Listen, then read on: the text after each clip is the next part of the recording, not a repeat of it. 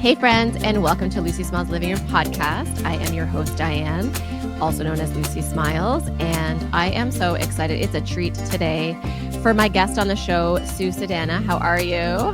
Hi everyone. Hey Diane. I'm excited to share who you are. I'm excited to share how we met, and I'm just actually excited to share our hearts today. It's been such an amazing ride being a friend of yours over the last 5+ years. And as with all of my podcast episodes, I really just love to dive into what makes us tick, what makes us shine. You know, my tagline is follow the magic that ignites your inner essence. And it was funny today because as I was getting ready, I was thinking, I feel like saying follow the sparkle and follow the sisterhood that ignites your inner essence. And so I'm so excited for Sue to be on the show today. A little bit about Sue Sadana. Sue Sadana is a transformational therapist and professional confidant. And with over 20 years experience in fostering personal growth and holistic healing, and having operated a foster home for over 2 decades, she has gained invaluable hands-on experience in guiding individuals through profound life challenges. Also, Sue has extensive studies in multiple healing modalities. You'll find more of them in the show notes. And also, she has a deep intuitive ability to create a safe space for people, which I think is so important now more than ever. And also through her compassionate guidance, she helps individuals fall in love with their lives and also unlock their highest potential. So where do I hire you? We will find out at the end of the show. We will find out at the end of the show. So thank you for hopping on the Lucy Smiles Living Room, Sue. Thank you so much for having me here. I'm super excited to be part of this mission. It's amazing.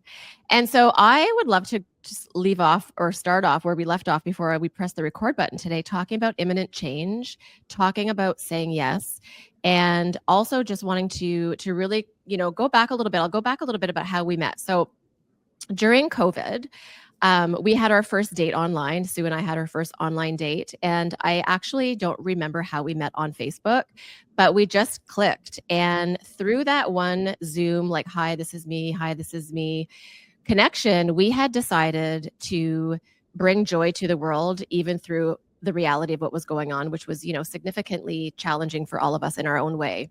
And so Sue and I ended up creating this amazing Facebook group called Snap Out of It Sisterhood, because we were like, we just need to snap out of this mental state, right? And so we didn't know what we were doing. So that's how Sue and I met. And Sue, I look back on the joy that we brought to other people, even though, what was maybe going on outside of us didn't feel that joyful, and it was scary and it was uncertain, and we all had our own challenges.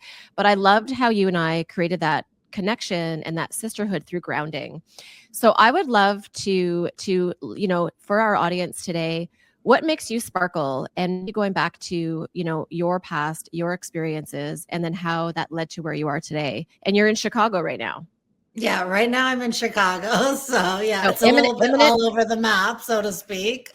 Imminent change. And so, yeah, I would love to just maybe just start with sharing your heart of what brought you to where you are now, and share a little bit about your backstory. Sure, I would love to. Well, I think what really kind of connected us was this whole concept that we both realized that we love to sparkle. And we were kind of on this no holds barred, we're going to do it. Yeah. Because I came from a background, I had 2 children of my own. I ran a therapeutic foster home. And in that time, because I was always at home dealing with challenges and traumas, I don't like to use that word, but challenges. I found that it gave me a really good opportunity to start having some advanced study, and not just the formal treatments, but more holistic treatments, things that I could do that I could use every day, right? Because there's nothing like going to a therapist and they're like, someone has this problem, but then nobody ever gives you options. So I kind of made it my mission in life on when you were having some issues or problems, that there was a way to navigate yourself out of it. So I started studying, I did therapeutic touch, I did different kind of negotiation techniques. I've done hypnotherapy, personal development, mindset coaching. But the best part was that I got to kind of use all of these strategies hands-on. Not necessarily hands-on, but I had kind of a focus group that I could use them with and just kind of see how they played out. Sometimes when someone gives you some advice and then you try it and you're like, that's not realistic. Like I'm a mother of 4. I can't just sit for an hour and meditate while the house is coming down around me, kind of thing. So it was I just kind of felt like there was this need for like, how do you navigate every day? Yeah. Right. And then everyone's different. well, that's Yeah. it. Everyone was so different. Everyone came with their own kind of challenges. And it was like, my goal is like, how do we make everyone just kind of feel successful in kind of waking up in the morning and living their day, as opposed to like, how do we make them a rocket scientist? Yeah. So I found that a lot of these strategies, not only like I use them with the people around me, but I've also found that I was starting to use some of these things on myself, right? Because I had to navigate between 4 or 5 different personalities and energies and things like that. And I have like an innate ability where I can almost, I want to say, read someone. So when I see someone, I can see their potential of who they could be. But I also see when I first meet them sometimes and they're having serious challenges, they kind of show up to me as like a static. So it's like the TV screen with no picture. And my kind of job, or my innate ability is to kind of see through that static and make that other picture of this, like, who can you be, and bring that to the forefront. It's amazing. So, and I think because it was so rewarding. So, first I started with the people around me. Then I started it with like the friends and the women in my neighborhood, and then some of the men in my neighborhood. And then it just kind of expanded and expanded like that. And then here I am like 20 years later. Yeah. And I'm kind of at that stage in my life where I've done kind of, I had a formal job. I lived in one place for a long time. And then I just had this whole kind of like, I just want to be out in the world. I just want to get out in the world and see what's there and stop trying to control my world and start just trying to live in my world. And I think that's what I just really started doing basically last July. Right. So I kind of stepped out of the matrix, and it was like that whole, let's just start saying yes to everything, and not like foolishly, you know what I mean? Yeah. But just start saying yes to like an opportunity that maybe I would have said no to out of fear. Right. So go ahead. It's so interesting that you say that too, because it's about imminent change and how we can grow. And I'm thinking about also, like, for those that follow astrology, it's the year of the snake. And as I'm hearing you, it's almost like you just continue to shed skin and then shed more skin. So then you're able to adapt to your environment, almost not about trying to control it, because that creates almost like this ease emotionally in our body. So as you're sharing those stories, I can picture you like just shedding more skin and then evolving to not adapt so much to your environment, but to be able to be the invitation to grow into a better environment, like evolution versus adaptation. Yeah, like almost like transformation, because what I think it is, it's like the shedding of the skin, and it's also like this clarity of vision. Yeah. Right. So it's like, how many things did I miss before that were right in front of me? I kind of wanted to start living that I didn't really let another day go by, that when something was amazing in front of me, that I missed it. Wow. Because I think we spend a lot of time, we're so busy in our mind, we're living our lives, we're doing everything, doing our chores, paying our bills, going to work. It's just like we're missing sometimes what's in front of us. And sometimes that's the greatest gift. Yeah. Wow. Because again, like you said, like we're so busy, and then we're looking outside of like, what's that big thing? It's right in front of us. The joy is right there. And then we tend to miss it. And then we're like, oh my God, now I'm 80 years old. What happened? Right. Yeah, so exactly. So I'd love to go back to what made you decide 20 plus years ago, the journey was going to be personal development. Like, did something happen in your life where you were prompted to, like, there's a lot, we get ignited for reasons, right? So if I think my own journey, like why in my own early 20s did I decide to go and say, like, what is that all about, and have that exploration? So is there anything that was pivotal for you that said, I need to be on this path, or something that started that ignition for you? Well, I think it's not that something that started that ignition was actually when I was 13 years old. So I grew up in a fairly, not strict, but like, our rules of like an East Indian home. So it was very like education focused, not really emotional or relationship focused. So I grew up obviously having some different kinds of issues, because I didn't really even know how to love myself, not like I didn't know, but because I had never experienced love in the way that I can experience it now. I grew up a little bit different. So I didn't think like I think I just started to become the woman I was not until I hit 20 because I grew up with all these rules, like not rules, but like things that I was supposed to do. And then when I Right. was 13, my aunt sent me a Tony Robbins book. I think it was Unlimited Power. Wow. And it was like one of his first or second book. And I don't know what happened. I read that book. And when I read that book, it's like my mind just blew up because I would listen to my parents, but the whole time in my mind was like a dialogue, like, I don't know about this. I'm never going to do this when I'm older. It's like I listened to their information, I followed their rules, but still I was always questioning in my own mind. Then I Wow. get this book for my 13th birthday. And when you're 13th, you pretty much have realized that that's when you think you know everything, right? At 13, I was like, this is it. I open this book, and this book tells me that I can actually have whatever I want in life. And it Wow. doesn't mean I have to go to university and become a doctor or a lawyer or anything like that. It just basically stated I can do whatever I want. I am in control of my body. I am in control of my mind. And I think when I got that book, that was it. Wow. I just was 13 like, years old. that's it. That's who I am. I can do whatever. So my parents would talk, and I could just hear my brain like listening, following because I was living under their roof, but Yeah. kind of just shutting down with their reasons and information. I was like, no, as soon as I get out, I'm going to go and do whatever I want. Like I can be Wow. successful doing whatever I want. So I think it kind of started in my younger age where I always had this hunger. So I was always reading a lot of books, always kind of learning, I guess, different types of personal development, but I didn't know what it was, right? I would just find a book in my dad's library and read it. Yeah. So, and then I think it wasn't until really I started a lot in my 20s. It was kind of my misspent years, rebelling against everything that I grew up with from 0 to 18. And then I think it was when I first got started to settle down, I had around 28, I started to settle down and was like, yeah, I'm going to have a baby. And I decided to have a baby and the 28 and 29. And I think it was that kind of moment where all of a sudden you kind of have this realization you're not responsible, but you're bringing someone onto this earth. You own some of that.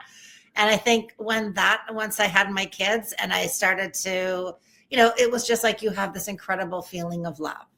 Right. And it Wow. was just like all of a sudden it kind of started to take me down that road of like, how can I serve them the best? Wow. Yeah. How can I serve them the best? How can I serve me the best? Because somehow I always held it in my mind, okay, first I'm raising them, but then I'm an example, right? I have a daughter. I'm an example. So I can lose the title of being the mom that changes the diapers and eats the food. But for the rest of my life, they will see me as an example. And I always kind of have that in the back of my mind whenever I want to, learn something or do something different. Right. Right. Because I would never want them to think that they ever lived in a world that there were no options. So I always like to make sure that they're seeing me as a woman Mm. that has consistently options. It doesn't mean bad things don't happen. It means, stuff happens all the time. Challenges happen all the time. But it's this whole adaptability to be like, okay, yeah, let's get through it, move on. What do we learn from that? Okay, make sure we don't go down that road again. I love that you said that too, as the option so that you don't feel stuck. Because a lot of Mhm. times, if you think about, a lot of times with people, if they're going through trauma, which we all have trauma challenges and situations, but a lot of times this stuckness and that feeling of being trapped is because we haven't created an opportunity for the options to be available for us to say what's best for me right now. I actually can choose, not saying I can't do what's best for me right now because I don't have the option. So that's really beautiful. And it just ties back to you reading that book at 13. It could like the success of you could be and do anything you want, but I feel like listening to with your children is it allowed you to have that ingrained that no matter what, I can have what I need, almost not even just what I want, but the options are there. So I love that you said that because I feel like I'm not a mom outside of my four-legged. But the best way to raise a child is to raise yourself because they Yeah. follow everything you do. It's just, that's like your responsibility is to be your best self for your children. And then everyone wins, right? You're not so much Yeah. looking at them, trying to make them the best. It's like you being that ignites that in them to see, well, if mom's doing it that way, then she's my example and she's my guidance. How am I operating similar to that? It's amazing that you did that. Yeah. Wow. Thank you. rather write a letter to Tony Robbins, how you helped, Yeah. raise your children. Don't worry, we're gonna have coffee one day. I'll give him a good Oh, old pat on the absolutely. back. Like, Ab- of course. So let's tie into you raising children to what brought in being a foster family, the dynamic of being a foster mom and working with what brought that into your life? well, I think the fostering was. I ended up when I first had my daughter, we stayed with my mom for a little while, and she was like, "Oh, she was getting older, so she started fostering." And it turned like one of the kids that she fostered was literally the same age as my son, who I had just given birth, like was about a year and a half old at that point. Yeah. So, and it turned out that like we were all there at the same time and all our souls collided. And that young foster boy, who I still have a relationship with today, Wow. just, like he just needed kind of a mom, and I needed I had enough love to give. So I was able to care for him just as well as and I always made sure that I first cared for my own children, made sure they had everything they need. And then I found out that the whole point was I had extra love. I was just literally bubbling over. And I think the more kind of the more I was doing, the more children I was loving, it made me feel better. Wow. Because it made me feel like stronger, and it was just like it just gave me more power. That's beautiful.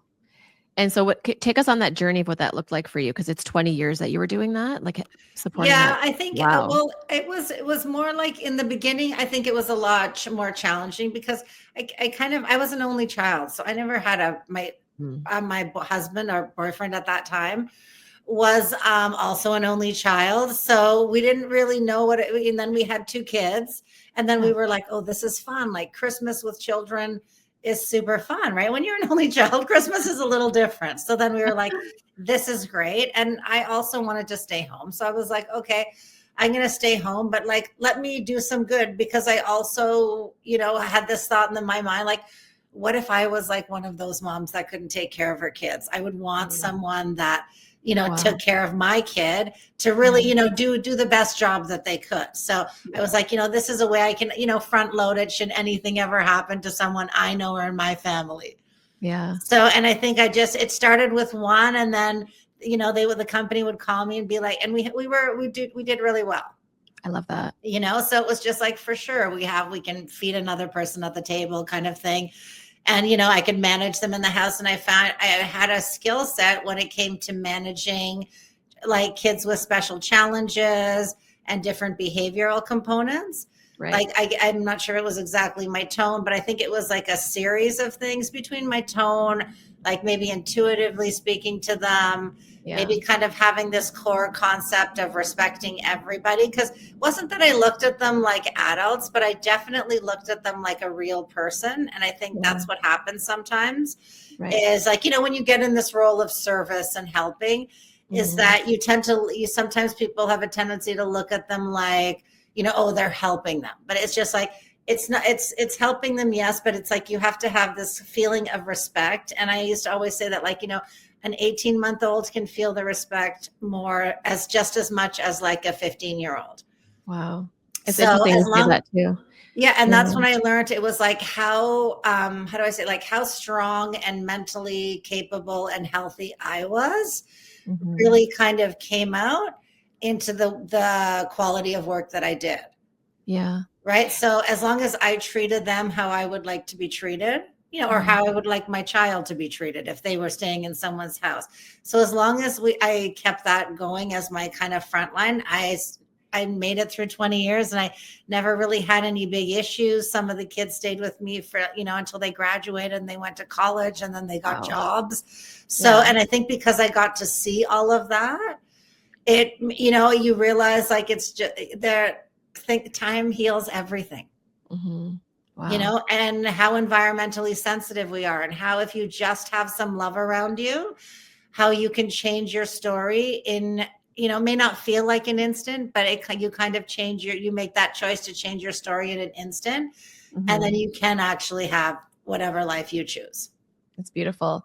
And it's interesting how you talk about changing in an instant. So I would love to, because you said that's what the work that you did, and you and I've chatted before around just the strength and courage and bravery that comes from making different choices in different, changing your life really. And like creating your best life is not going to always be doing the same thing just because you did it so well for 20 years. So I would love to, because I know like when I think about the audience that's watching, a lot of times in our lives, I'll speak on behalf of myself and say people that may be watching, is that we feel like because we've done something so well for so long that we should just keep on doing it. But I would like to say, like, you're an example of, and we've had this conversation, is being able to say, okay, I did so well with that, but now there's something calling me to move forward into a different direction. And a lot of times people could maybe have a sense of guilt for that, or, why would I leave something that's working so well? But so we have these ignitions, we have these little callings inside of us that spark us to make a change or to say yes to new things. So I would love to learn about, what brought you to where you are. I know you've done Dr. Joe Dispenza work. You've had some different experiences in your life because of that. So where did you feel like, what allowed you to feel that sense of like courage and bravery to have a twist in the story of Sue, of what you're doing now versus, and how you're exploring the world and doing what you're doing now and not, Well, yeah. Yeah, I know what you mean. I think what happened is that when you do a job for a long time, you also get a level of comfort, Mm. right? And then it doesn't, it's not like it becomes monotone, but I'd be like, oh, I wish I could just have a kid that would give me a challenge. Which is not, it's not right, because I was just like, they're coming. It's so much fun. It's so easy. Like, this is so great that I started to also find myself kind of getting, I want to say complacent. I was losing my hunger. Wow. Yeah. Or whatever, when you'd meet someone new, it's like when I have a new hypnotherapy client or something, and they're like, oh, I need to get rid of this or change this. It's just like, there's a hunger there. Yeah. But like after I've probably done like a million sessions, someone's going to come and I'm like, yeah, whatever. So Yeah. I just kind of, I wasn't as happy with my performance, like, cause every so often I like look back, how was my month? And it's not, I'm saying my performance, my quality of performance was not affected. Like, I still provided, didn't everything I was supposed to do and then some, but I think it was my performance of myself that when I looked at myself, I was just like, it doesn't light you up anymore. That's exactly. And I think that was a really hard realization to come to, because everyone's like, oh my God, fostering's so great. And it's just like, it is so great. Yeah. And I've learned so much, but I think there's also a time when we're here for a reason, or not like we're here for a reason and we're having this amazing journey. It's like, I don't necessarily think we were all meant to spend the journey doing the exact same thing, because why would the world be so vast?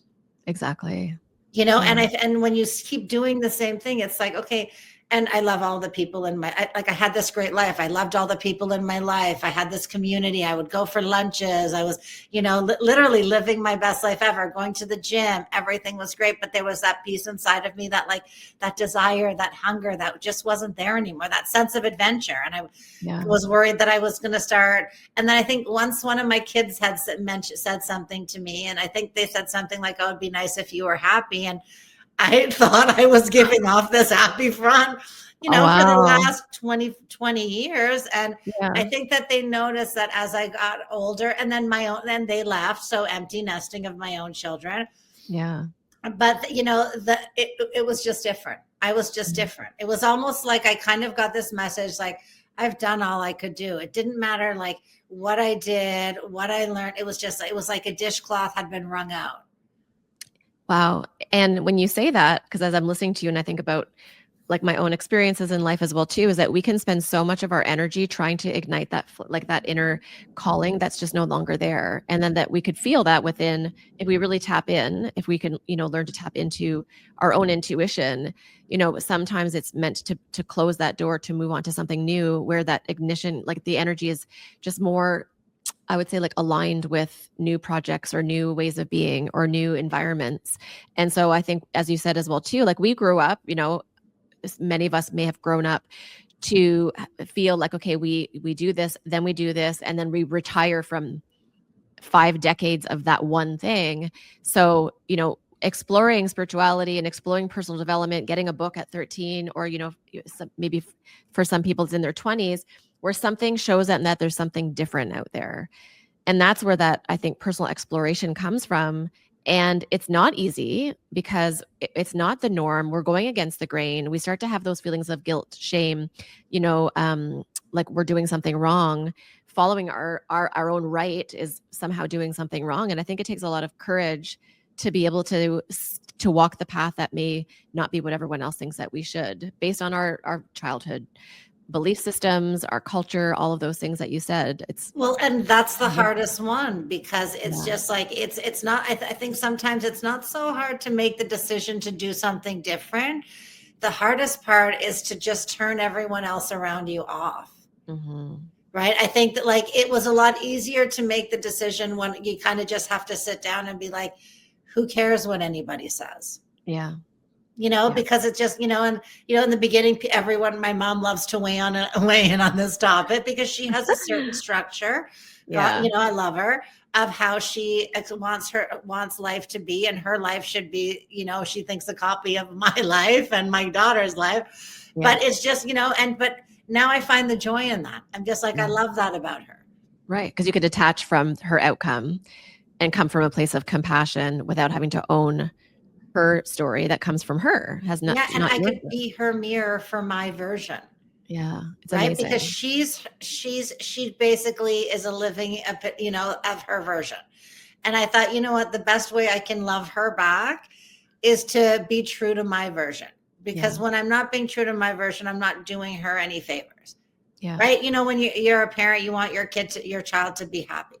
You think that you know the way. Right. Right. So I think it's just really nice. I mean, it's also a learning curve. It's also, how do I handle those relationships where people are like, oh my God, you're crazy. You just left your house. Yeah. Right? I didn't just leave my house. I sold my house. No, but you just picked up and went off for 6 months and went to a Joe Dispenza retreat, and now you're living in Chicago. It's everyone that has those, and it's this whole, like, and I found, what, when I got okay with it, when people would say things to me, I would hear it differently. Right. So in the beginning, when my mom and I was still not okay, I'm just trying it. I'm stepping into the water. Is it hot? I don't know. Do I like it? Can I really do this? Maybe one foot still at the airport. But I think, like, as I started to kind of be like, no, this is like, because it's like every step you take, it's like, okay, this is who I am. First it was like getting rid of the house and putting all the stuff in storage. Just like, I felt this incredible sense of lightness. I'm like, okay, this is the right direction. This is who I am. I'm happy. Like, like, I feel really good. I feel really happy in my body. Then it's like, okay, I'm going to sign myself onto this Joe Dispenza retreat. And I'm just going to pick the dates. I'm not going to have to ask around and be like, what's convenient for, you know what I mean? It just this, like, sense of kind of empowerment and control of your life, where that you have total control. That's huge. Right? Because nobody's taking me to the retreat or taking me to something else. So then it was like, then you do the first step and you go to the Joe Dispenza. And I did it for 7 days. I managed, didn't have to talk to anyone else, like, to be like, Sue, you're okay. You're going to make it through to day 7. But it's just like in every step. And then, like, when I went to Joe Dispenza, it's this, you fall into this. It's kind of where I also just had it hit home really hard that love is all that matters. And I came from that premise with the fostering. I'm like, I used to always say, I just got to love them. I don't care. If I can just love them, that's all that matters. That was kind of my whole, I just got to love them. Yeah. So, and then I go to Joe Dispenza, and, like, literally it's kind of where it comes crashing down on me and through every cell in my body that love is the answer. Not only is it the healing frequency, it's the learning frequency, it's the connect, like, it's just the space that you need to be in if you want to have the best ride in this world that you can. Yeah. And I love that, because I totally agree. So one of the things that comes to me as you're sharing is, like, going back to even just creating that decision to do something completely different than what other people may think is okay or normal, because they can't, in their own mind's eye. Like, I think about the frequency on radio stations, right? To say, like, you and I are chatting here and we're at crystal clear FM, 311, and then other people are at, like, AM radio. Well, a lot of times I would say in life that I don't want to generalize. I do my best not to generalize. Is I find myself, I could find myself wanting other people to be at crystal clear FM, right? And so our only job is just to stay at that frequency as an example. And so I would love to talk about, what that looks like whenever we are coming from a place of pure love. We also are in a world with others. And so I would love to talk about what that looks like, because it's amazing to say just love is the answer. Love is the answer. I've got this beautiful, my best friend Cassandra bought for me for my podcast. Love is the answer. And we're still going to come across contrast. So that's something that I find for myself as well, too, is that we can come from a place of love and we have relation to other people that maybe are not operating from that. So can you maybe share, maybe through your personal development, your skills with the energy work that you've done, some tips or maybe ideas for people who maybe they're struggling with their environment or relationships or, jobs where love isn't the operating field for them. So, and it's an interesting conversation, but I would love to talk on that, just reality check kind of thing, right? Well, no, and because I think it's this whole thing of people think that it's kind of something that you've got to do. Right. Right. And it's really about people starting to learn. It's just like, you don't like, okay, you don't go to your job and then you love your job. Right. You're just like, you're that loving person that is going to do that job.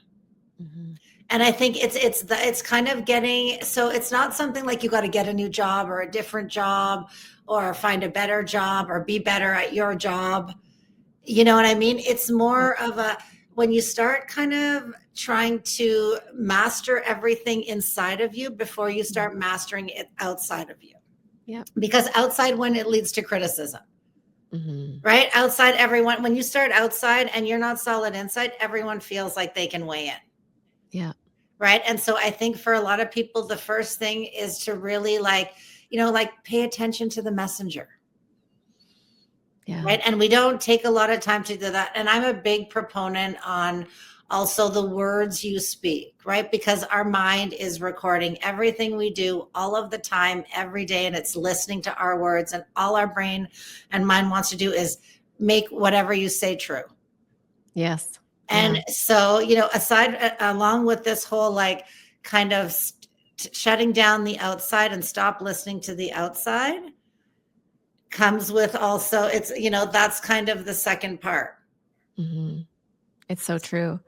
And I also want to share too, at the beginning of our conversation, talking about, it's going to be different for everyone. So you and I both been to a 7-day. I was blessed to go to Colombia. It was my first, and it was 2 years ago to be with Dr. Joe. And that experience is epic. It's a huge investment, not just money, but like time, energy, all of those things. But we don't have to go to a Dr. Joe 7-day retreat to find love. And what you said at the beginning, I think is really important, is you have like the moms of 4 people, like 4 kids, or you're a foster mom, or you're traveling for business, and letting people know that you could find love and embody that in ways that are best for us. So for me, my way to, return to love is being with my dogs, or I'm blessed that I've, a few blocks from the ocean, I'll put my feet in the minerals of the sand, like take my sandals off and like just sit and be. And that kind of is almost like you're plugging yourself in. Yeah. And so, and I think about the work that you've done with RTT. I would like to talk about a lot of the modalities that you've used to help people to find a way that's going to allow them to plug in to love for them. That doesn't have to be thousands of dollars, thousands of miles away. So I would love to touch on what are some of the ways that you have shared, with your clients to bring them back into that, and then what that looks like for other people. Because you could do it in 5 minutes. It doesn't have to take 5 hours. No, it doesn't have to take 5 hours. It doesn't have to take, a solid week, because it's literally who you want to become every day. Mm-hmm. And what I find for people the most, which is it's part of the hypnotherapy as well, because I find that is so powerful, because, we make these decisions like, I want to lose 20 pounds. I don't want to eat sugar. And I'm driving in the car while I'm eating a granola bar. But after that, I don't want to eat sugar. It's like, we're making all of these weird, fast decisions that we think we're going to stick to. So what I like about the hypnotherapy, and I like to also combine that with meditation as well, a little bit, not a lot, kind of small, power phrase kind of hits, as I like to call them, where it's just don't let your mind be the owner of your thoughts. Mm. Right. So don't let it start making the decisions. So along within the hypnotherapy, it's slowing down for 5 minutes. And actually, when you're in that slowed down state, that's when you start laying in the foundation of the new things that you want, right? It's something I use daily, right? I'm going to get up in the morning. I'm going to relax myself a little, Yeah. quiet myself down just so the right part is. So when my mind is listening to me, it knows I'm serious about this. Like, pay attention to these words kind of thing. Wow. So it's like, pay attention to the words that you're saying, because the mind is literal. It's just going to execute. Mm-hmm. Right. And you have to, people, I recommend people don't say, I want to lose weight, right? Because your brain is going to hear lose weight. Lose creates fear. Yeah. Right. So it's going to, now you're going into survival mode. So your brain stops being rational. So that kind of, when people have trouble losing weight, it comes to, sometimes it's something as simple as just, if you change the words so you don't set your body, because it's always listening into the state of survival, that you can actually take in information and change can happen immediately. Mm-hmm. And it's also, I work a lot with my clients on telling them all, it's this kind of reminder, everyone's like, I love myself. I love you. I love ya. I used to say to my, daughter, like, you girls, you're walking around, everyone's like, I love you. I love you. I love you. You know what I mean? But like, it's really taking that time to say those words to yourself. And we think, because we're you tell your kids you love them, you tell your best friend you love them, you tell your husband or partner that you love them. But it's just like, you really need to take time to say it to yourself, because the minute you start saying it to yourself, and it sounds ridiculous, I'm not going to lie. In the beginning, I used to be like, oh, I love myself. And a little smile comes to my face, because I'm just like, what if someone's hearing me, but and then all of a sudden you're just like, yeah, I love myself. And it's that different tone that you start to take with yourself. You actually start to believe it. Yeah. Well, and you do believe it, because that is exactly who you are. And it's just like, the minute that you're kind of get to that place where that tone is solid, where I love myself. I am lovable. You say that in such a way that it really, as you say those words, I can feel all kind of I want to say my cells just like join together and create this like, solid, cohesive structure of a body. That's like, this is the woman that's going out into the world. It's amazing. It is. It's true. And we hear about it all the time, like, have a good relationship to yourself. It all starts with you, but it really does, because having a relationship has to start with how we're emulating love within ourselves. It automatically just will pour out. We're not trying. We're not like, I'm going to be loving today. It's like, I am love, and today is happening. And don't discount all of those things that you do for others, right? We're so good at like, oh, do it for my son or my daughter or my friend or my brother. Like, but it's just like, we seem to discount that, and we wouldn't do it for ourselves. You don't say mean things to your girlfriends. Yeah. You're not like, you're retarded because you're this, because you left the light switch on all night, or left the power on, or, you know what I mean? Something ridiculous. Yeah. It's just like, you would never say that. And, people say it all the time, treat yourself as do your best friend. But it's really kind of like, start this open dialogue where you're actually almost like, I used to call it teaching yourself to love you, teaching myself to love me. Yeah. It's amazing. Where it was like, okay, some days I wouldn't, some days maybe I would say something, and that didn't really look lovable on me. But it wasn't. Right. And then, then I'd, for a few minutes after, be like, oh, I shouldn't have said that. I shouldn't have done that.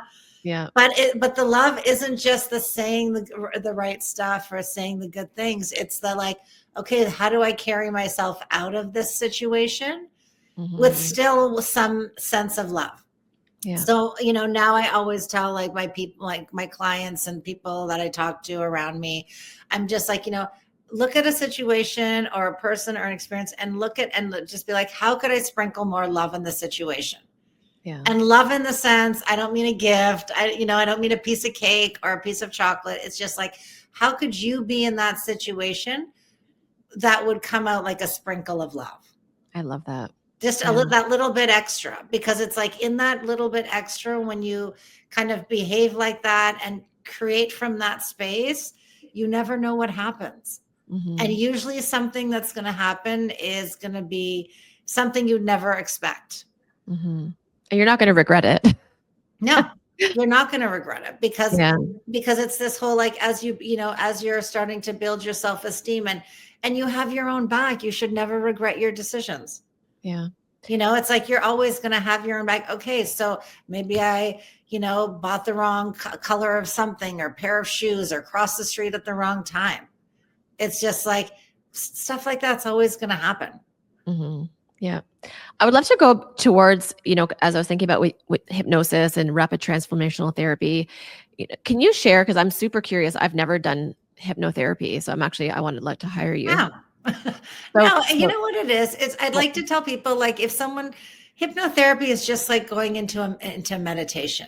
Yeah. Right. Hypnotherapy, there's no magic in it. Nobody's, you're not going to stand up and do anything. It's like, you're still awake, but your critical factor is shut down. You're just relaxed. Mm-hmm. So, and the difference with the rapid transformational therapy is that, someone's going to come in and be like, okay, I'm a little anxious, or maybe I'm a little sad, or, and the beauty of this RTT that Marissa Peer created is that instead of looking at maybe the surface level of the anxiousness, we're actually going back to where that feeling was created. So because your mind is able to access all of that information, so it's really a guide back into kind of finding out, okay, this feeling of anxiousness and how it plays out in your body, you made a decision at some point for your body to do that. Right? Because everything that's happening in our body is created by our mind. Right? That's the big influencer. Mm-hmm. So you made the decision to do this. So it's really like a going back to where you made the decision to have this feeling and use this as a coping mechanism. And how do I say, like, extracting that part and, kind of changing the ending of the story. So it's not an anxious feeling anymore. Wow. So it's almost like taking it out. Right. Have you had experience then, this may be a normal thing, where people they don't know where that came from, but through hypnotherapy they can. Well, that's it, right? So if I'm going to ask you right now, you're going to be like, maybe here, maybe there, maybe when I was 16, but really where you have a tendency to go to in that relaxed state. And also I'm asking you to go back to the first time you ever remember, right? Wow. I've had people in the womb, because you'd be surprised, right? Your sense of, when you're in the womb, you can't see anything, but your sense of hearing is incredible. Like I've, had a hypnosis client where he could hear, his father telling his mother when he was in the womb that, he didn't want him there. He wasn't ready to be a dad. My gosh. So, people are always like, oh, I don't know if I can do it. And I'm just like, you don't have to do it. It's all there. You just have to want to look at it. Yeah. It's all accessible. Yeah, it's accessible. So as long as it's like a comfortable, feeling safe, then, they feel safe in my company, then it's really easy to go back, because it's more like you're not going back because people are like, oh, I'd be scared. It's like, you're not scared. You're going back with this curiosity to be like, why am I having this reaction? Like, why is every time someone shuts a door loudly, the hair stands up on the back of my neck. My stomach goes tight. Like, why does that happen? Mm-hmm. It's interesting though. Go ahead. I was going to say, as I'm hearing you share that, I'm sensing that it's not about the situation, obviously, but like through your work, we're able to change our relationship to what that meant. So it's like now you're able to change the relationship. So the door will slam tomorrow, but now our relationship to that trigger is no door slamming is not that I'm 6 years old again, because basically what happens, so the only thing we carry with us from an experience is a feeling, right? That's all we take with us. Mm-hmm. So it's just like we kind of go back and adjust that feeling, right? Because when you're a little kid, you're making crazy decisions, right? Mm-hmm. I had one girl and she was having difficulty getting pregnant, and she had made this decision. So when we were doing the hypnotherapy and we had gone back, when she was a young girl, probably 7 or 8 years old, her mom used to help other kids, right? Other babies, and because her mom was a nurse. Mm-hmm. So she not caught herself, but she kind of went back to a scene where she heard herself say those words, I never want to have children. And she was angry, right? On top of being angry with the feeling and saying those words, I don't want to have children. Well, at that moment, the brain is like, oh, great idea. Wow. Shut that down for you now. Yeah. Except now she's 38 years old, in a healthy, loving relationship with a job, and wants nothing more than to have a child. But because she hadn't rewritten that pattern yet, yeah, right, her body still, until you tell it to change, the computer doesn't change until you change the program. Right. So, and then she said, and then, we were talking after, and she said, she probably said that statement 1,000 times. Wow. She's like, I Yeah. used to get so mad at my mom. Right. Oh, So she probably said that statement so many times that literally it just and now she's older. She's like, didn't even remember it. yeah.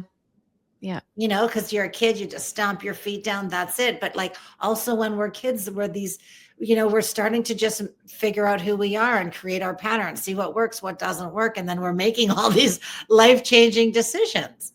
And so it's kind of just more of a situation of going back and being like, yeah, when you were 6 years old, that was really great to be like, yes, you're not having a baby because you're 6. You don't have a baby at 6.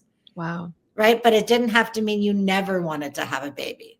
Yeah. So, and it's basically a simple reframe of just that one scene. Because then she doesn't have to go back every time she's thinking about having a baby, because her brain pulls her back to 8 years old, because that's her last kind of recording of how she would be around a baby.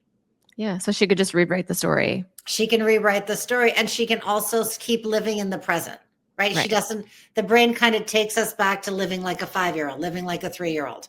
Mm-hmm. Right. And the other thing too, I think the other thing too is that we protect ourselves. So a lot of times people have the trauma or situations, experiences in their past that it's too hard to remember. So then, I've heard, and I had like when my guest on the last show was talking about that, like having not remembered some things that happened in the past because our brains just can't function knowing that.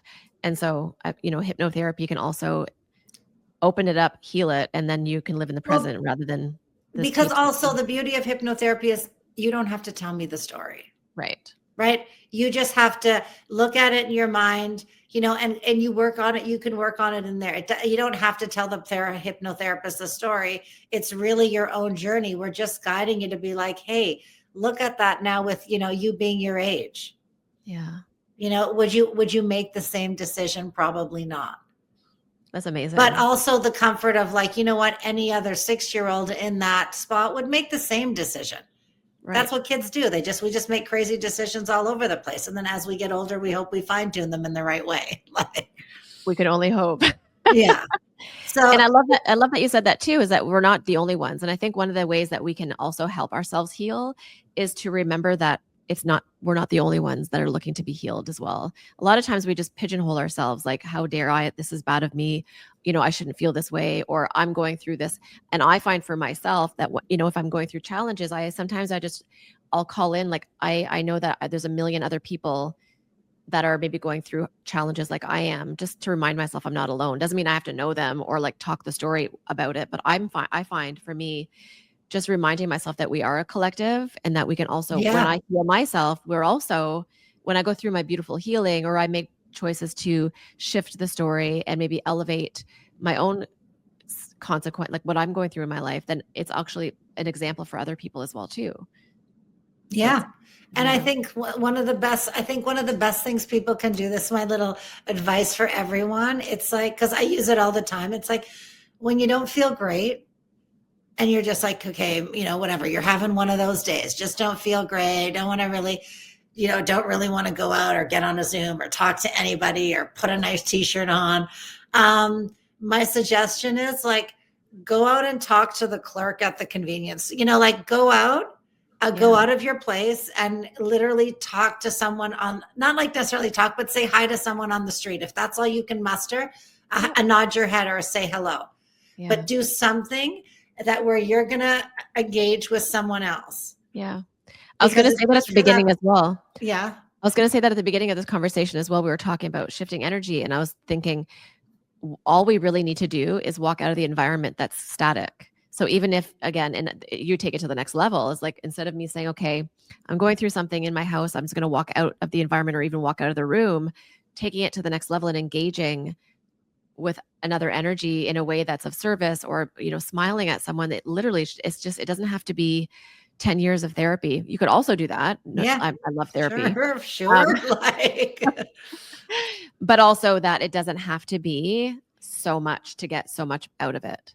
And I love that you said that. Right. Well, and I think that's what it is. Like, it's just like, you just have to, It's just taking that minute to stop looking here and look what's around you, because that's the key. It's like because we almost convince ourselves that we're alone.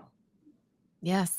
You know what I mean? And it's especially for people that are lonely, I'm like, whatever, go walk on the street, say hi to the person that walks next to you, because you're not alone, right? And you're kind of convincing yourself with this weird lie. Yeah. That this like kind of false thing that you're alone. It's like, no, we live in a world with 6 billion people. We're not actually alone.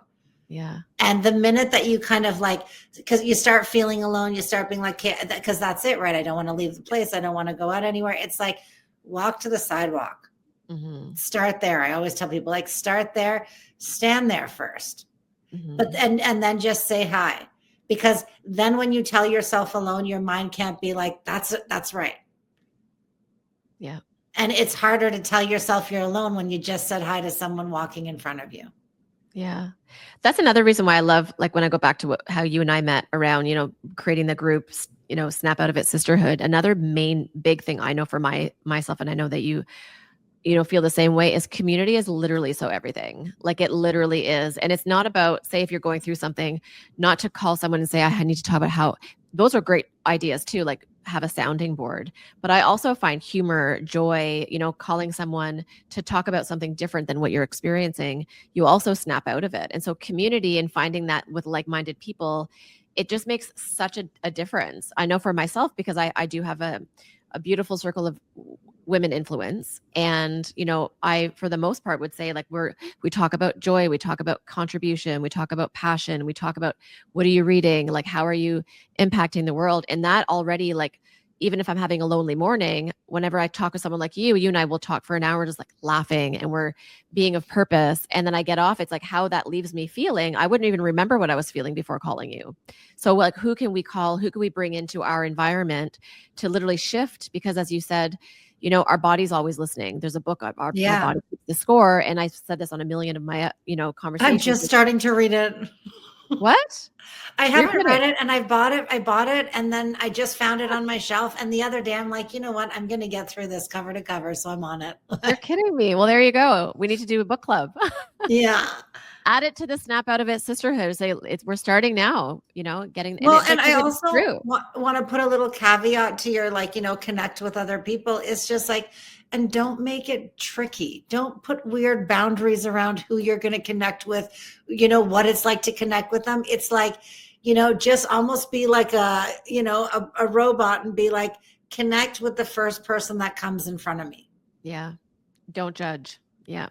Yes, because when you start doing the judging, it's like you're not actually connecting. No. You know what I mean? Maybe that's a good person. Maybe they're going to respond. It's like, I always tell people, it's like, say hi because you get to say the story you said hi, not whether they said hi back. That's not the story.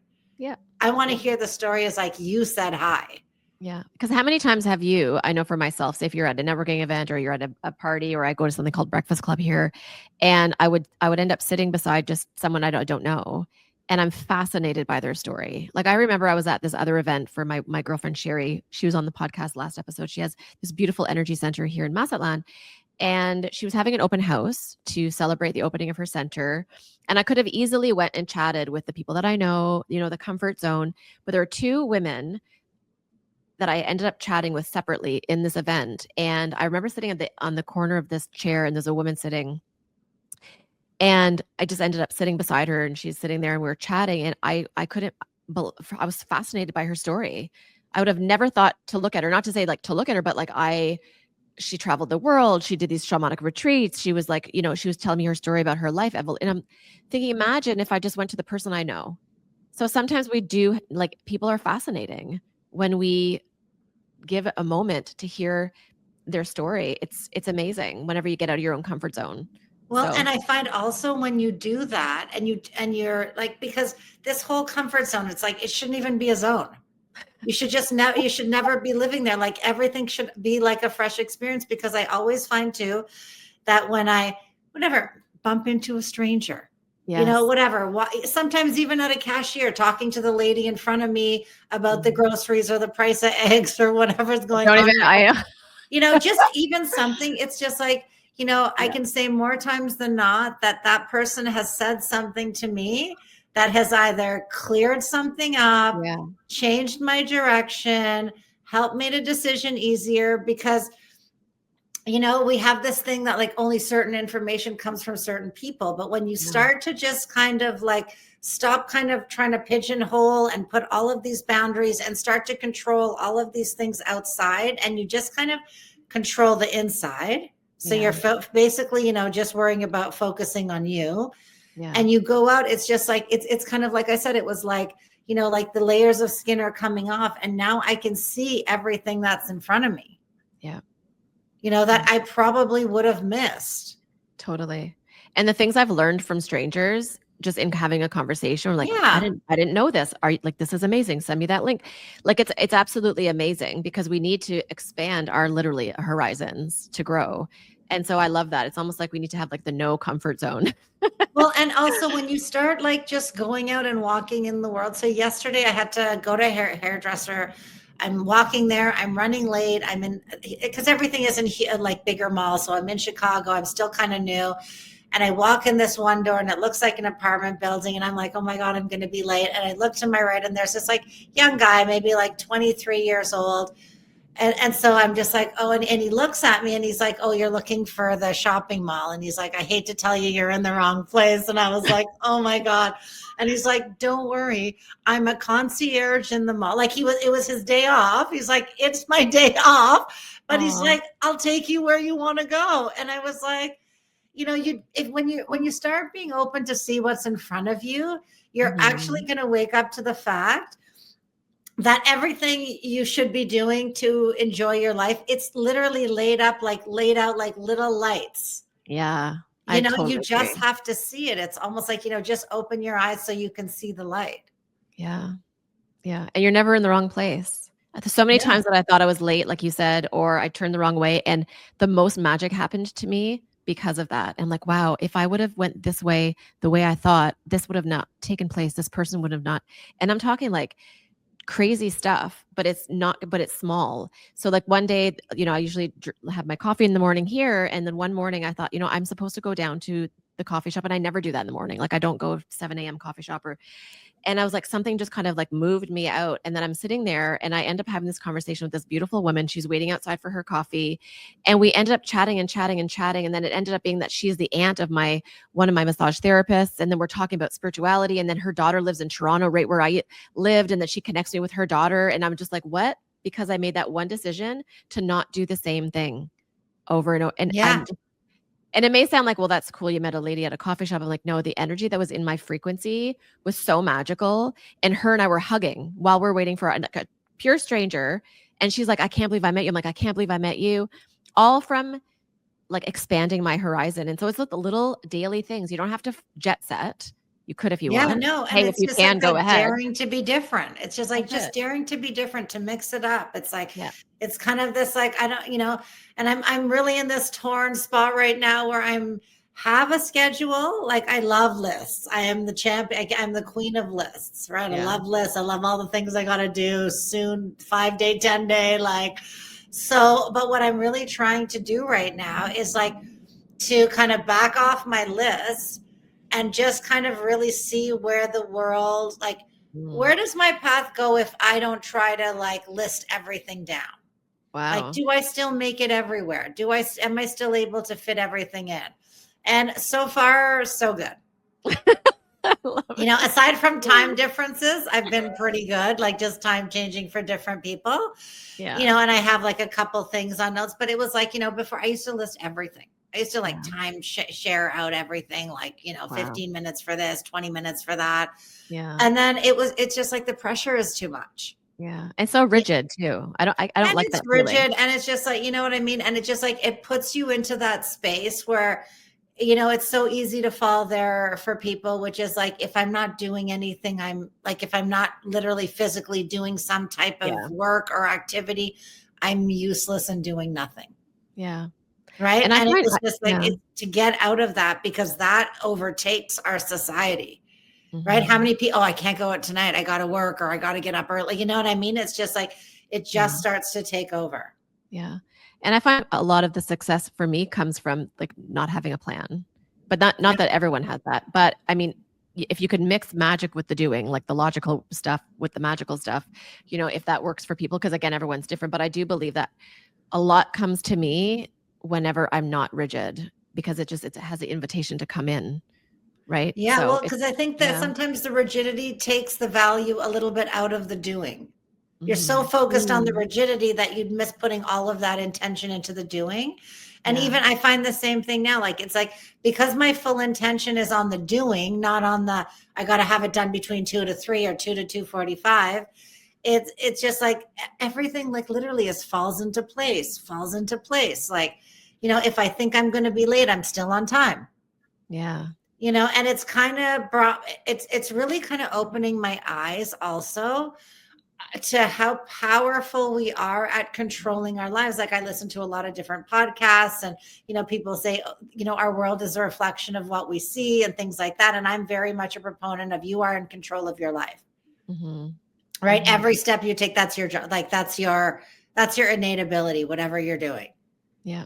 Yeah. So I think it's, we're all starting to also wanting to also be more in control of our own lives. Exactly. And Which some really yeah, means being kind of less controlled, being I was able to gonna say see that. opportunity, Yeah. Yeah. right? Because even being in more control of our life is also a lot of times by maybe even taking some time to take inventory on how are we allowing other things or people to actually control our lives. That's Yeah. also really important. And Well, it's not because up to that's it. It's like not busy doing, yeah. and I hate to see because everyone says it all the time, but it's this concept of busy being. Yeah. And to start when you start that work, it's Mhm. hard. Mhm. Like you try to sit for an hour without touching your phone or touching your iPad and just make sure that you're still having the same great thoughts about yourself that you did at the moment you started, right? Yeah. It's a little tricky in the beginning because the program is so strong of the environment around us, Yeah. right? You got to be busy, you got to be productive. Yeah. When It's you interesting realize, to say that. Yeah, yesterday, I'll share it's like talking about the phone. Wow. So this is crazy. So I went to one of my dear friends. She does amazing lymphatic drainage, like massage therapy. And she had gifted me to do a facial. So I had a meeting with her, and then I was, 90 minutes in lymphatic massage. It's so important for your body.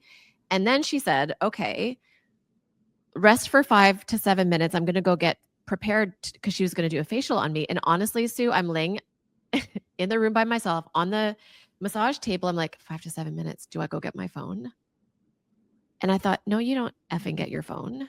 You lay here after having a 90-minute healing session. But I literally was like, oh, I don't like, I've but I had relaxed to, long well, enough, heaven forbid, I should be doing something like, but that was huge for me because I thought, this is so important for me to pay attention to yeah. that discomfort of not it was a beautiful situation for me because I was able to then say, okay, like what thoughts are serving me right now, and I started to like mindfully look at ways to calm the mind. And it was 5 to 7 minutes. She was in it, like she was ready in about 7 minutes. But I thought, how and I'll say the word like toxic would that have been for me to do that to myself, is to have a 90-minute session To let and it then like go to into just relax your mind, oh to all my of a gosh. Oh, sudden be yeah. inundated for the next 5 to 7 And then minutes. whatever that it was, whatever something could have been like needed my attention and I Yeah. couldn't get back to them. And then now I'm like, oh, now my facial's like, get me off the table. So it was amazing for me to have that witness for my own inventory on myself yesterday, is to audit how are my behaviors supporting how I want to show up for myself in the world and then for other people, because that would have been cortisol for me, right? And Yeah. so I needed to have that experience yesterday to remind myself to pay attention to that moving forward. And only I am responsible for how I decide to show up for myself, show up for my life, and show up for that self-nurturing that I've, invested in yesterday. So it was an amazing opportunity for me yesterday, like a aha moment. Well, and yeah, because it's just like you can really get the benefit out of the treatment. You know what I Exactly. mean? It's Oh my like gosh. if you go in and you jump out and you jump back into what you were already doing, like it's just like you miss the Oh, best part, right? The yeah. best part might not be just laying on the table. The best part is the 4 or 5 hours afterward. Yeah. Yeah. And it's funny because this concept of like, this whole like gotta always be busy. It's like, and people don't realize that it drips into how you have relationships. It drips into your Mm-hmm. conversations, Mm-hmm. Yeah. And all of a sudden you're with one person, but thinking about being with another person. Like, you know what I mean? It's just like, it doesn't just, because the way our mind works, it just learns these concepts and then just keeps doing them. It doesn't know, oh, don't do it over here. Don't do it over there. Mm-hmm. And then next thing you know, you're having a conversation of someone that you super love, but like you weren't even present because you were so worried about, maybe you had to get on a Zoom call or had a conversation. Oh my God, I got to call the cleaning lady or whatever. It's just like, and what I really find is like, what we're supposed to take from this world are kind of like our interactions with people, with the other people that are having this journey. Mm-hmm. And it's just like, you don't want to miss out on the quality of those. Exactly. And if we're too busy, we start to miss out on the quality of those interactions. And then it's just like, oh my God, I'm so overwhelmed. She's a, energy vampire, energy pumper. We're so busy because we're just like, we weren't even in it anyway. Yeah. And that's our only responsibility, is how do we want to show up, and to take inventory and not being perfect, but being able to say, I'm going to be conscious of how I'm showing up for myself and others today. And how, and people, and I always tell people too, it's like, always ask yourself, how are you going to feel proud for yourself to show up? Exactly. Are you going to feel proud showing up in your whatever ratty pajamas? Even if you're sitting at home, do you want to, like, when you walk around the house and you see your reflection, do you want to see the dirty tracksuit with the stains on it? Or even if it's an at-home day, like, you want to look at yourself and be like, I'm so proud of myself. Yep. Yep. And come from that, even whether because then it's not about where you are. It's more like, I'm just proud of myself every day. And that shines out. Yeah. There was that, the book, I'm sure everyone knows it, from like a million years ago. It was on the Oprah's list, Simple Abundance. So I still have it. I had it 20 years ago. I remember, when I was living in Vancouver, and there was one. So every day is like a simple abundance, practice or message. And there was one that talks about, and I'll speak to women no, I won't speak to, I'll speak to whoever's listening. And she said, she said it in the daily, affirmations, and the message was like, as a woman, say if you're at home and you're a businesswoman or you're entrepreneur, like, wake up and get dressed up, like, feel good about yourself, put lip gloss on, put mascara on. It's not about, it's not about being shallow. It's about feeling good. Yeah. How do you feel when you have, and it doesn't have to be full face makeup. Maybe for some people, they don't like makeup, but what is it that can help you pretty up during the day? Or for a guy, like putting on some cologne, or, an outfit that you like, so that your energy frequency is, I love myself, or I feel good about myself, or that confidence. And again, it doesn't have to be, MAC makeup for $1 million or whatever, the Sephora, but what is one thing? Maybe you're putting pearl earrings on, and your hair up in a cute bun, but you're like, I feel great today. So how can we change that feeling? Because everything, like you said, is a feeling. Whether you're doing hypnotherapy, the 6-year-old had a feeling that was attached to an experience, and healing that. So how can we really just go back to feeling fabulous? And what is that? It's going to be so different for everyone. Well, and I tell people too, I'm like, you know what? Put the effort into it. Put some effort into yourself. Yeah. Right? like, what does feeling happiness look like for you? Yeah. Yeah. Because it's that easy. It doesn't cost $1 gazillion. You don't need to have anyone around you to do it. It's like, because the minute that you can, like, look in the mirror at yourself, whatever, you're home alone, you can smile at yourself, you feel proud of yourself. Mm-hmm. You're literally, like, you know what I mean? It changes you. Yeah. And it could even be, again, because I go back, it doesn't even have to be on us. So for me, I'm very much into my environment. So I don't like clutter. And to be successful in the work that I'm doing, whether I'm writing, preparing for a podcast, editing something, or doing, the work I do in health and wellness, I feel better in my clean environment. Like, I'll take out the, vinegar and water, and I'll clean, and I'll put flowers. I'll have a candle on, and the environment for me now, I'm like, oh my God, I'm so passionate about what I'm doing. I'm so able to zone in and focus, and I'm more successful when my environment is pretty. So it doesn't even have to be lip gloss on me, but it could be flowers in the vase, candle, or a scent of smell, or I'll put Palo Santo on. I'm like, all of a sudden, my ability to shine my light is just different. Yeah. I like, literally, I have the same thing, because I have this kind of rule, not like a rule, but it's like one of our relationship kind of quote unquote love rules, which is like, every day, like, we have like a weekly anniversary. So it's like every Friday, like, I like flowers. And it's not for Yeah. the sake of, oh my God, he brought me flowers, because I'm just like, how nice it looks when there's a nice bouquet of flowers on the table. And every single time we walk by that bouquet, it's how do I say, it's an expression of love. I love that. Right. Yeah. So it's just like, but these are the things you have to do for yourself. Yeah. And you Right. get to You have take, to because it's put these, Friday. yeah. Yeah. So And we it's, do it every Friday. He comes home. If he leaves early, like my yeah. boyfriend leaves early or he's going out of town, he'll bring me the flowers the day, because even in the beginning he thought it was weird, but it's true. It's like something happens. We're out of town for 2 weeks. We come back and there's no flowers. The apartment looks different. Yeah. So crazy. And I said, I'm Yeah. like, it's literally just to remind us that, Yeah. oh, there's some love happening here.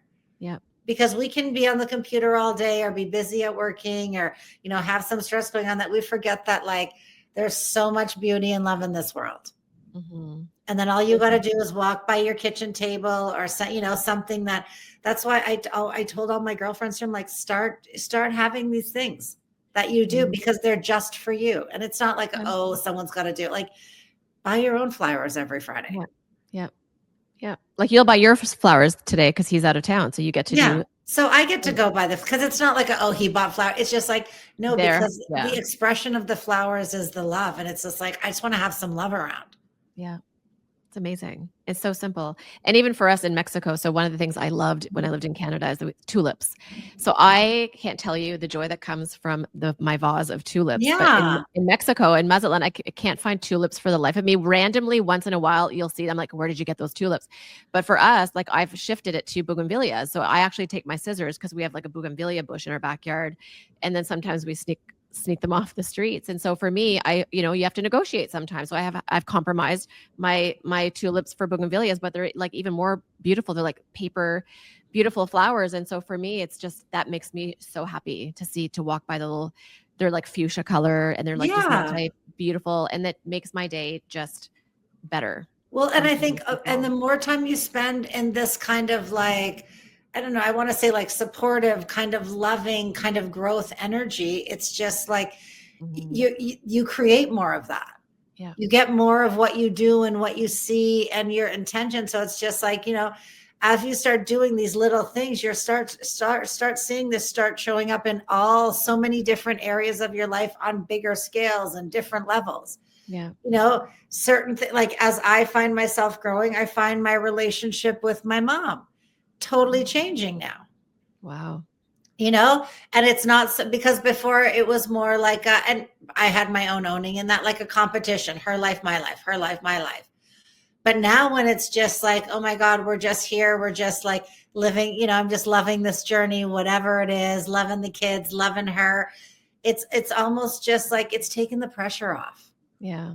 Nobody has to fight for their relationship. We just have to be in it and start feeling good and focus on the love in our relationship, not different ways that, like different ways that we like to control it.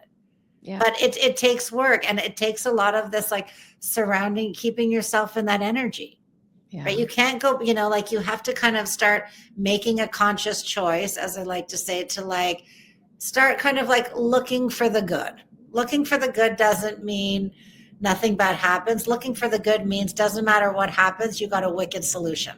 Yeah. It's interesting you say that. So my girlfriend, Sophie, just last week, one of my darling long-term besties, she had sent me a text, and she said, like, have you heard of the law of assumption? And there's the book called The Law of Assumption, like you just assume the best. And so it's so ironic that you say that, because I was going to purchase the book. So it's a reminder for me.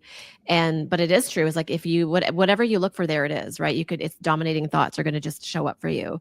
And it's not about being ignorant, but it is about being mindful and intentional. And it doesn't mean that everything's supposed to work out the way that you think it's supposed to work out, but having that flexibility to say, if I just assume or come from a place of love, however things are meant to unfold will unfold based on me emulating love, and not about attachment to, if I love this, then that will happen. Yeah. Because I think it's still a mind game too, is can we actually surrender to love and allow whatever that's meant to be outside of us, no matter what other people choose to do outside of us, which is, it's a daily practice. Well, that's it, right? People think, oh my God, I just love myself and I'm done. I did the 6-week course. I wrote the test. I've got to be in. But it's not. It's just like, I tell my clients the same thing. It's like, it's an everyday thing. It's like drinking my water. Yeah. It's every day reminding myself, oh my God, I have this chance to be on this earth. Let me make sure I like basically, suck the nectar out of this experience. Yeah. Like we live in the best time. I know. We have so much information. There's so many things we can learn about. There's so many things we can do. There's so many, ways of doing things, of seeing things, of healing, of creation. Yeah. We do live in the best time. We're really just starting to figure out how powerful we are. That's, I learned that with the hypnotherapy. It's just like, it's all of this evidence that's starting to show me, look how powerful we are. Yeah. And it's kind of like this, when you start kind of like going with goodness, doing your best to live in love. Yeah. And every day. So it's the constant reminder. It's the, I got to get up and drink my water or take my vitamin or do whatever. And every day I got to remember to love myself. And it sounds ridiculous. Like in the beginning, it sounded more ridiculous to the people around me, but now they get it. And not only do they get it, I can see them trying. Yeah. Right. In the beginning, everyone's like sitting and watching you do it, listening to a 10-minute, you are amazing affirmations. I make up my own, like you're so, all the things that I would like to feel. Right. But, and now as I see, like it's rippling out into the community, one of my girlfriends says, oh, can you just make me one? And someone, I made someone else one. And then someone's like, oh, I'm listening to this. And then now we're passing around. So, maybe before we'd be passing around, some weird story that was a little more on the negative side or, a little more superficial. Yeah. Now we're passing around ways to feel good. I love it. Like, tell me that's not where you want to be living. Yeah, exactly. It's amazing. I love this. It's refreshing. Yeah. It's refreshing. And it's about just like really returning to your own self-love every day. Water and love. Don't forget your love. Yeah. And and the thing, it's like, it is every day and it should be every day and you should want it to be every day. Yeah. I don't want to like just love myself yesterday and then live on the whatever. No, I want it to be new and fresh every day because every day is a new way I can figure out how to love myself differently. Yeah. And we're given new opportunities as well every day to remind us. Like every day is fascinating to me because we're given opportunities to remind ourselves and to kind of check in. Like, are you really going to love yourself?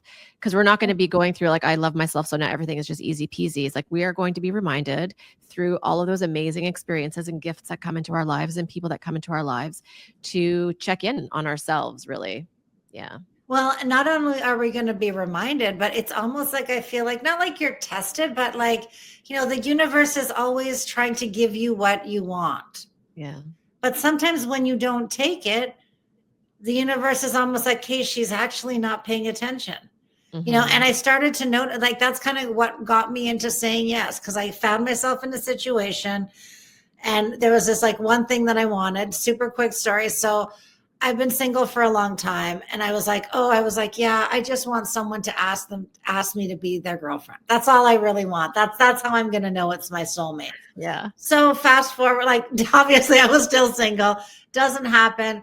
Then I go to the Joe Dispenza retreat, so I'm kind of like heavy duty in the love, my heart's gaping open, what have you, feeling really amazing.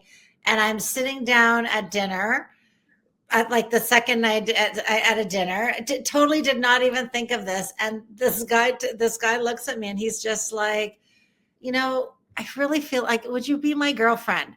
Just in the way that I would have imagined it said to me, right? Like in my mind's eye kind of thing, right? So, and then as soon as he said it, all of a sudden I could feel the temperature in my stomach start to raise, like just like I started to get warm and embarrassed really fast. Yeah. And the words that came out of my mouth were no. And like, not even just no, but like kind of a no with a weird face. Like, what are you trying to do? And literally as those words were coming out of my mouth, it was almost like I could see myself and not like see myself, but all of a sudden this dialogue starts in this like maybe half of a second where it's like, are you serious? Where those were the words, even though I'm saying the word no, I'm standing here being like, are you serious? I'm like, this is what you're asking for. And literally that whole thought, like the universe is giving it to you. Meanwhile, I'm still frozen in this position. The universe is giving it to you. And right now you're saying no. And I literally said to myself, I'm like, if that's the way you're going to handle things from the universe, then you should not get anything. Literally, like, Oh, and so all within that, like, as I'm saying, by the time I got the no fully out, had the mini dialogue in my head, I had to just be like, stop that. I said, I was just literally like, stop. I was like, I'm going to say yes. yeah. And literally from that moment that I said yes, my whole life has been trajectorially totally different. And it's been how many months now with Ken? It's been 6 months. It's so crazy. But it's that whole, it's just like, the universe is always, and that's when that lesson kind of finally hit home, was like, Yeah. how many of these did I miss? Oh my gosh. How many of these things that I was basically asking for, someone said to me, but I got so whatever, the fear crept up, because I could literally feel my entire, like, it was just such the weirdest experience. Like, it was in slow-mo, but it was literally the one moment where I learned, it's just like, when the universe gives you exactly what you want, you dive in. Yeah. Don't take that and turn it into fear. And it's not going to be right logical. Yeah, it's not going to be logical. We're looking for logic to analyze, but that's never going to. Yeah. And then we're like, oh, I can never manifest anything. It's like, no, actually, you're manifesting tons. But if you take a couple of the layers off that are covering your eyes, yeah, from all the distraction, you're going to see that, like, you literally are creating and getting exactly what you want. Yeah, because you're also manifesting not getting things, right? We manifest things we don't want, and we manifest things we want. We manifest whatever our dominating thoughts are. Yeah, so and we spend a manifest lot losing of our time job. Yeah, dominating our thoughts with what we don't want, what we don't like, who we don't want to be around. Like, we spend a lot of time there. Yeah. And it's the culture, right? It's not like it's not like a blame thing. It's just like, it's the culture. It's like, read a news story. Yeah. Listen to someone else's conversation. It's just like, it's how a lot of the, how our environment is kind of been run, because we seem to, I don't know, somewhere along the way, they thought this was, I guess, how to motivate people. I don't know. But then it just kind of imploded on itself. I'm like, live in the love, listen for the love, and you're going to hear it. Yeah. It's amazing. I just love it. I love it. I'm excited. I would love to, in closing, I always love to ask a question, and I never know what the question is. There was something that you had just said a little bit ago about making conscious choices. And so I would love to ask you, in terms of, say, you have 2 kids. How old are they now? 24 and 23. Wow. Love it. I love that. So I would love to ask you, if you were to overhear them talking about you, what would you like for them to be? What would you like to hear them talking about? Maybe the decisions you've made, or like how that inspired them. What would be like a eavesdropping that would just make your heart sparkle? I would really like to hear that they, I taught them to literally never give up, that there's always an answer. Yeah. There's always a solution, and it's always a good one. Oh, that's amazing. Yeah. Not second guessing our choices, or thinking that and even if you second guess your choices, it's more just like, because they've seen me make countless mistakes. Yeah. But they've also seen me laugh countless times as I'm making those mistakes and come out the other side. Yeah. So, you know what I mean? As long as they're going to, always find solutions and have some humor in there. Because actually, the one thing I would also like them to remember me for is my laugh and sense of humor with them. Yeah. That's one thing I love so much about you, for sure. Honestly, like, we never not laugh when we're talking all day long. It's amazing. I'm so grateful for you. You are such a shining light. How can we find where to find you? Where do we find you? The work that you're doing. Yeah, like, I have a website. I think Mary or Diane will put it in the comments, and you can reach out. My contact information is on there, because I'm fairly, like, how do I say, I'm person to person. Yeah. Like, I love it if you send me an email. I also love it if you send me a message or pick up the phone and call, because part of me thinks, sometimes when you get a call and you don't know who it's from, you definitely changes your life in some way. That's amazing. That's so cool. I love that. Well, I'm so grateful for you and I love our conversations. And for all of my amazing audience, I just want to say, always remember, I was going to say always forget things that don't help you grow, but I just want to just say a big thank you, because this platform for me allows me to follow my own magic that ignites my inner essence. And I just really truly hope that these conversations, these real, raw, true conversations, give you a sense of hope that your path is always ready for you. Magic is always ready for you. Manifestation is always ready for you. And if anything in this conversation with Sue Sadana today has helped you, I would love if you could share. You never know who needs to hear one little glimpse of our conversation. And until next time, we'll see you on the next episode. Thank you, Sue. Love you so much. Thank you, Samari, so much. Or Diane, it was so great to be here. Love it. Thank you, everyone.